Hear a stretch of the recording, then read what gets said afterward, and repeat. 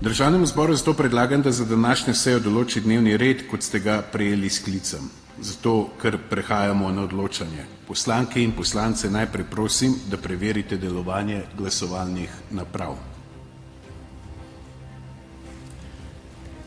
Pa kar glasujemo. Sem prekinil glasovanje. Še enkrat preverite, prosim, glasovalne naprave. Ponavljamo glasovanje, glasujemo torej o dnevnem redu.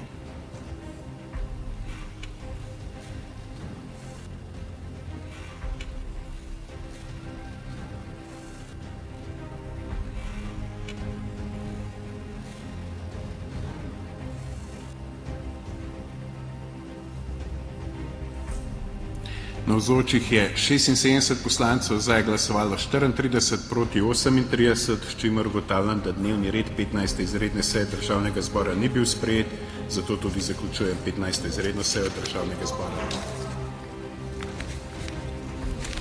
V manjšem delu na tisto, kar je hotela opozoriti kolegica Asta Vrečko, niso delovale očitno glasovalne naprave. V celoti. To je bilo drugo glasovanje.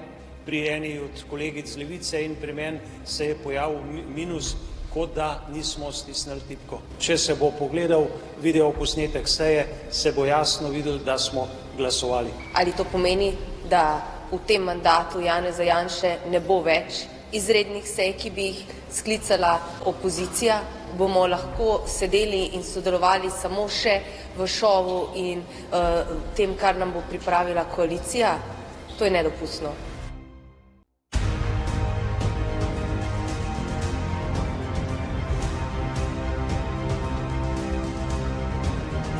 To, da dnevni red ni bil potrjen, k temu je botrovala parlamentarna večina, ker so poslanci glasovali po lastni volji. Iz posnetkov lahko ugotovite, lahko tudi preverite naša socialna omrežja, kjer smo te posnetke objavili, da je v času glasovanja Luka Mesec z roko ukazal ali odredil svoji poslanki Tini Brecelj, za katero velja, da je ni delovala glasovalna naprava, naj sploh ne glasuje. Obenem so vsi štirje poslanci držali roke na glasovalni napravi, medtem ko poslanka Tina Brecelj niti približala ni roke glasovalni napravi. Torej, ni glasovala, obenem pa lažejo, da njena glasovalna naprava ni delovala. To je dejanski paradoks v svetu parlamentarnih sej in to se še nikoli... Dvignjena roka oziroma palec kolege Mesca imel nek signal v zvezi z glasovanjem, no to je potrebno odločno zavrniti oziroma pojasniti. Mi v poslanski skupini Levica smo bili pripravljeni, da bodo težave s potrditvijo dnevnega reda, zato smo imeli pripravljena postopkovna vprašanja, postopkovne predloge in to so pomenili pogledi proti predsedniku Državnega zbora in dvignjene roke.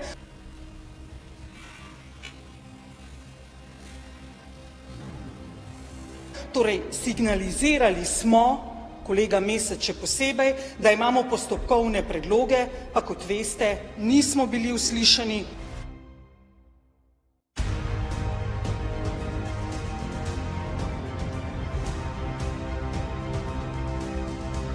Niso delovale očitno glasovalne naprave. V celoti.